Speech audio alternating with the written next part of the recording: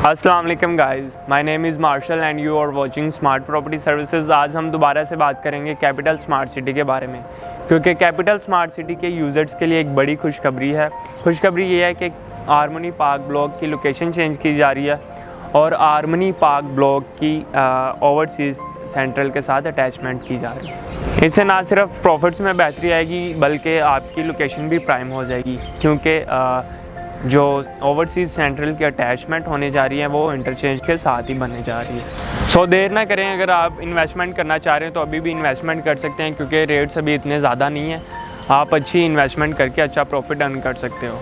अगर आप बुकिंग करवाना चाह रहे हैं, कोई भी फाइल सेल परचेज़ करना चाह रहे हैं तो आप दिए गए नंबर्स पर रब्ता कर सकते हैं। मज़ीद मालूमात के लिए चैनल को सब्सक्राइब कर दें। मिलते हैं अपनी नेक्स्ट वीडियो में। अल्लाह हाफ़िज़।